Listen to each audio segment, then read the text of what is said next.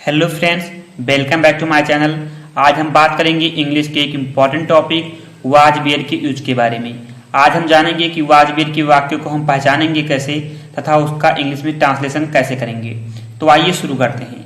सबसे पहले इसका पहचान जान लेते हैं, जिसे इंग्लिश में इंट्रोडक्शन कहते हैं। इसका पहचान होता है वाक्यों के अंत में था, थी, थे आदि शब्द आते हैं। इसका पहचान क्या होता है? वाक्यों के अंत में था, थी, थे आदि शब्द आते हैं। आइए आपके समझने के लिए कुछ एग्जाम्पल देख लेते हैं। जैसे एग्जाम्पल नंबर 1 है रानी दयालु थी। रानी दयालु थी तो वाक्य अंत में क्या है? थी, अतः इसे हम वाज वेयर का प्रयोग करके बनाएंगे। एग्जाम्पल नंबर 2 आकाश स्वच्छ था। आकाश स्वच्छ था तो वाक्य अंत में क्या है? था, अतः इसे भी वाज वेयर का प्रयोग करके ही बनाएंगे। एग्जाम्पल नंबर 3 व्यापारी ईमानदार थे। व्यापारी ईमानदार थे तो वाक्य अंत में थे आए हैं, अतः इसे भी हम वाज वेयर का प्रयोग करके ही बनाएंगे। स्टूडेंट्स, अब हम जानेंगे वाज वेयर के अफर्मेटिव सेंटेंस के बारे में, जिसे हम पॉजिटिव सेंटेंस भी कहते हैं और हिंदी में सकारात्मक वाक्य कहते हैं। इसका रूल नंबर 1 है आई, ही, सी, इट तथा सिंगुलर सब्जेक्ट के साथ वाज का प्रयोग किया जाता है। आई, ही, सी, इट तो आप जानते हैं, तथा जो लोग सिंगुलर सब्जेक्ट नहीं जानते उन्हें हम बता दें, जैसे किसी का नाम राम, श्याम, मोहन आदि और किसी स्थान का नाम जैसे ताजमहल, आगरा आदि सिंगुलर सब्जेक्ट हैं और सिंगुलर सब्जेक्ट के साथ वाज का प्रयोग किया जाता है। स्टूडेंट्स, इसका एक फॉर्मूला भी होता है। इसको फॉर्मूला होता है subject plus was were plus object. आप सबसे पहले सब्जेक्ट लिखेंगे, फिर आप वाज वेयर लिखेंगे, फिर आप ऑब्जेक्ट लिखेंगे। आइए कुछ एग्जाम्पल देख लेते हैं। जैसे एग्जाम्पल नंबर 1 है मैं गुस्सा था। मैं गुस्सा था तो इसमें सब्जेक्ट क्या है? मैं, और फार्मूला के अनुसार आप सब्जेक्ट सबसे पहले लिखेंगे। तो मैं की इंग्लिश क्या होती है? आई। मैं की इंग्लिश आई। अब आई के साथ किसका प्रयोग होगा? वाज का, जैसे कि नियम में बताया जा चुका है। तो आई वाज। अब गुस्सा की इंग्लिश क्या होती है? गुस्सा की इंग्लिश होती है एंग्री। गुस्सा की एंग्री। तो मैं गुस्सा था, इसका इंग्लिश ट्रांसलेशन क्या होगा? I was angry. I was angry. Example number 2 देख लेते हैं। वह चतुर था। वह चतुर था तो इसमें सब्जेक्ट क्या है? वह। तो वह की इंग्लिश क्या होती है? ही। आप सबसे पहले सब्जेक्ट लिखेंगे, उसके बाद आप वाज वेयर का प्रयोग करेंगे। तो ही के साथ किसका प्रयोग होगा? वाज का। ही के साथ वाज का। और चतुर की इंग्लिश क्या होती है? क्लेबर। चतुर की इंग्लिश क्लेबर। वह चतुर था तो इसकी इंग्लिश क्या होगी? He was Kleber. He was Kleber. आइए रूल नंबर 2 देख लेते हैं। रूल नंबर 2 है बी यू दे तथा प्लूरल सब्जेक्ट के साथ बियर का प्रयोग किया जाता है। बी यू दे तो आप जानते होंगे। जो लोग प्लूरल सब्जेक्ट नहीं जानते उन्हें हम बता दें, जैसे चिल्ड्रेन, बॉयज, गर्ल्स, ये सब प्लूरल सब्जेक्ट हैं और प्लूरल सब्जेक्ट के साथ बियर का प्रयोग किया जाता है। स्टूडेंट, इसका भी फॉर्मूला वही होता है subject plus was were plus object. आप सबसे पहले सब्जेक्ट लिखिए, फिर आप वाज वेयर लिखिए, फिर आप ऑब्जेक्ट लिखिए। आइए एग्जाम्पल देख लेते हैं। जैसे एग्जाम्पल नंबर 1 है वे दयालु थे। वे दयालु थे तो इसमें सब्जेक्ट क्या है? वे, और वे की इंग्लिश क्या होती है? दे। आप सबसे पहले सब्जेक्ट लिखेंगे फार्मूला के अनुसार। दे के साथ किसका प्रयोग होगा? वेयर का, जैसे वेयर का। और दयालु की इंग्लिश क्या होती है? काइंड।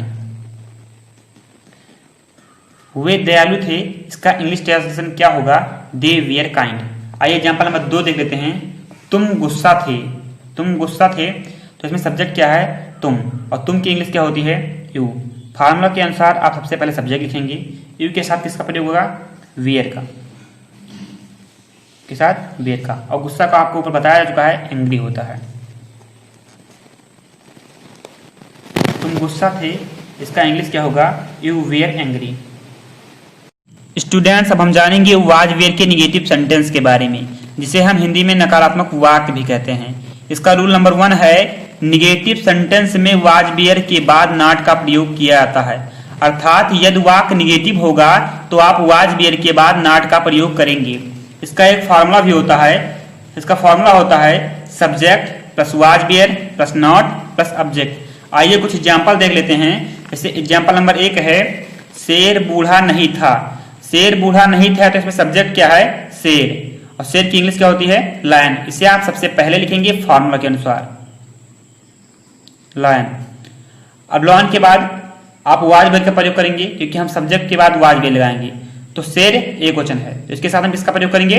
वाज का। वाज के बाद नॉट का, नहीं के लिए नॉट का प्रयोग किया जाता है। नॉट बूढ़ा का होता है ओल्ड, बूढ़ा का ओल्ड। तो शेर बूढ़ा नहीं था, इसका इंग्लिश ट्रांसलेशन क्या होगा? Lion was not old. Example number 2 देख लेते हैं। वह सुंदर नहीं थी, वह सुंदर नहीं थी, तो इसमें सब्जेक्ट क्या है? वह, और इसकी इंग्लिश क्या होती है? ही। आप इसे सबसे पहले लिखेंगे फॉर्मूला के अनुसार। ही के साथ किसका प्रयोग होता है? वाज का। ही के साथ वाज का, और वाज के बाद आप नॉट का प्रयोग करेंगे फॉर्मूला के अनुसार, नहीं के लिए नॉट का प्रयोग किया जाएगा। इसके बाद सुंदर का होता है ब्यूटीफुल, ब्यूटीफुल। वह सुंदर नहीं थी, इसका इंग्लिश ट्रांसलेशन होगा he was not beautiful, he was not beautiful. Students, अब हम बात करेंगे वाज वेयर के इंट्रोगेटिव सेंटेंस के बारे में, जिसे हिंदी में हम प्रश्नवाचक वाक्य भी कहते हैं। इसका रूल नंबर 1 है, यदि वाक्य क्या शब्द से प्रारंभ हो रहा है तो वाज वेयर का प्रयोग वाक्य के प्रारंभ में किया जाता है। अर्थात यदि वाक्य क्या शब्द से प्रारंभ होगा तो वाज वेयर का प्रयोग सबसे पहले किया जाएगा। स्टूडेंट, इसका एक फार्मूला भी होता है। इसका फार्मूला होता है was were plus subject plus object. आप सबसे पहले वाज वेयर लिखेंगे, उसके बाद आप सब्जेक्ट लिखेंगे, उसके बाद आप ऑब्जेक्ट लिखेंगे। तो आइए इसका एग्जाम्पल देख लेते हैं, जिससे आपको समझने में आसानी हो। इसका एग्जाम्पल नंबर 1 है, क्या कुत्ता वफादार था? क्या कुत्ता वफादार था? तो इसमें सब्जेक्ट क्या है? कुत्ता, और कुत्ते के साथ किसका प्रयोग होगा? वाज का, क्योंकि कुत्ता एक सिंगुलर सब्जेक्ट है। तो फॉर्मूला के अनुसार आप सबसे पहले वाज का प्रयोग करेंगे, वाज के बाद हम सब्जेक्ट लिखेंगे। इसमें सब्जेक्ट क्या है? कुत्ता। कुत्ता की इंग्लिश होती है डॉग, कुत्ता की इंग्लिश डॉग। अब वफादार का इंग्लिश होती है फेथफुल, फेथफुल। तो क्या कुत्ता वफादार था, इसके इंग्लिश ट्रांसलेशन होगा वाज डॉग फेथफुल। आइए एग्जाम्पल नंबर 2 देख लेते हैं। क्या राम वीर थे? क्या राम वीर थे? तो इसमें सब्जेक्ट क्या है? राम, और राम एक सिंगुलर सब्जेक्ट है, अतः इसके साथ भी वाज का ही प्रयोग होगा।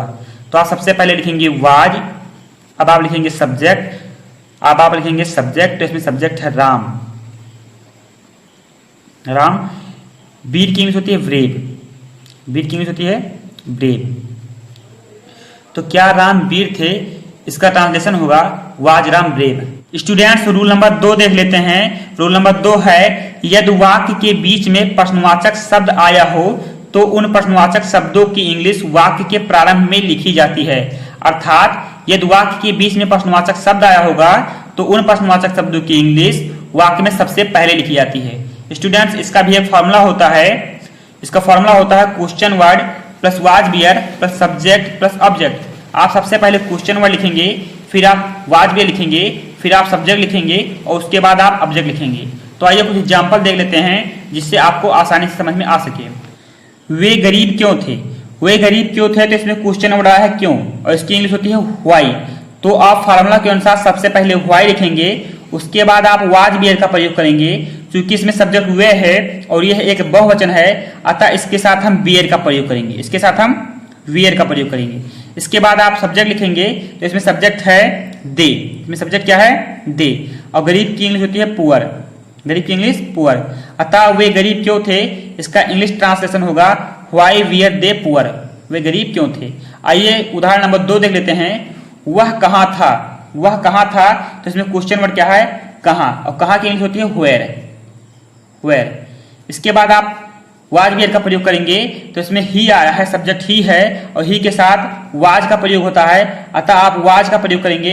अब आप फार्मूला के अनुसार सब्जेक्ट लिखेंगे, इसमें सब्जेक्ट वह है, जिसकी इंग्लिश होती है ही। वह कहाँ था, तो इसका इंग्लिश ट्रांसलेशन होगा वेयर वाज ही, वह कहाँ था। यदि वीडियो पसंद आया हो तो हमारे चैनल को सब्सक्राइब करें और वीडियो को लाइक करना ना भूलें। Thanks for watching my video.